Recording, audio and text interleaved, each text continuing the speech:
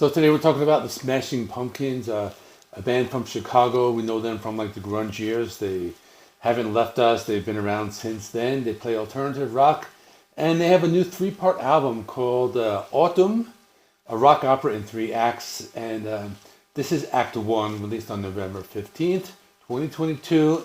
Act 2 will be released on January 31st the next year, and Act 3 will be released on April 23rd, 2023. And once all three acts are released, they're going to be releasing like this big like whole box set with the vinyls and CDs and all that. This was produced by Billy Corgan and released on Martha's Music and 30 Tigers record label. Now the last album was called Seer. This one came out in 2020. I reviewed it on my channel. I didn't like it a lot. It was more this contemporary sound, more electronics, more of that like 80s Depeche Mode style, as opposed to the typical Smashing Pumpkins that I was accustomed to, which is kind of like that 90s Pumpkins. But my first impression of this, it's very different. It's a mix of styles. You get a little bit of the classic Pumpkins, a lot of that modern Pumpkins, then you do get some of that like avant-garde kind of stuff. So in this video, I kind of, I guess I'll divide it into like those like three different styles. So as far as the classic, that 90s melancholy or Siamese Dream style Smashing Pumpkins, the one song that stood out was The Good and Goodbye. And this is just classic Smashing Pumpkins. Just very animated, very cheerful. You get heavy guitars, these like distorted crunch in them, the rock guitar solo, more drums and bass, less of those keyboards. They do add a little of those like church style keyboards later on, but this is just an old school track. But unfortunately, if this is what you're looking for, this is kind of like the only like old school like Smashing Pumpkin song that's on the album. They do some different stuff, so I'm gonna call it like avant-garde music. So for example, the first track is Autumn. It's an instrumental, kind of a lot like progressive rock. It's very ultra modern.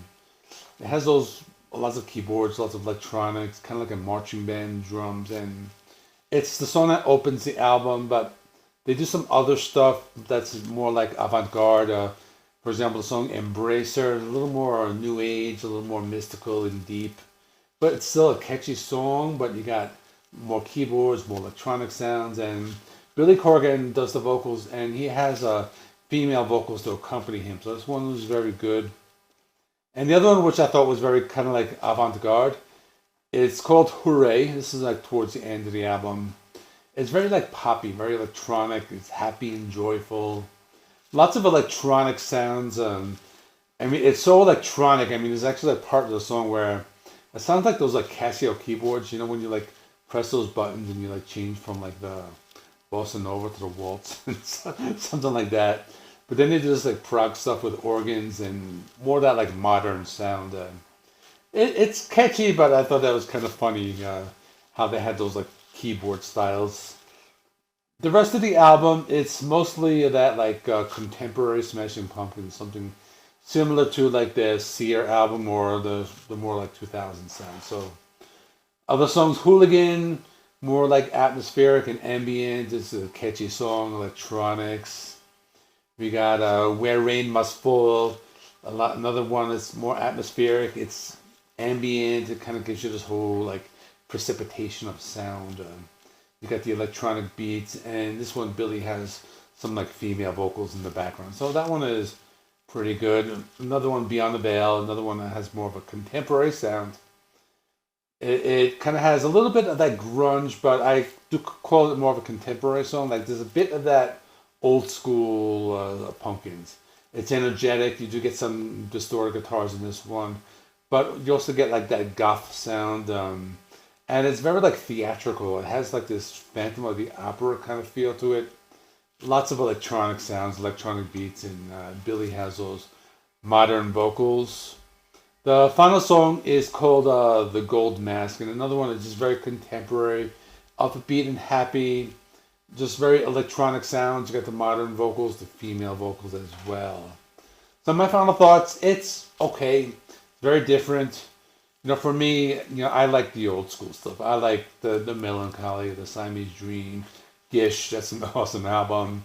But it's not what the band wants to do. That's what I want, but it's what the band wants. But I did get that on like one song, so I am looking forward to the other albums when they come out in the next few months. I'm pretty sure there will be some more of that. The production is very modern and kind of like state of the art. Lots of like modern pop, lots of electronics using the sound. I think if you're a diehard Smashing Pumpkins fan, you're gonna like it. If you're someone like me who was looking more for that like old school '90s stuff, it might leave you with wanting more, but still, that's what I thought. And I think it's an album that the songs are catchy, and the album does have kind of like a replay value. So I did listen to it like about 3 times today, and I thought it was okay. I didn't like not like it. I mean, I thought it was just different. But my final score is going to be a 7 out of 10. So let me know what you thought in the comments if you've listened to this at all.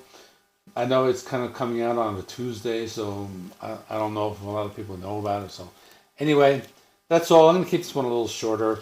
Thanks for watching. See you in the next one.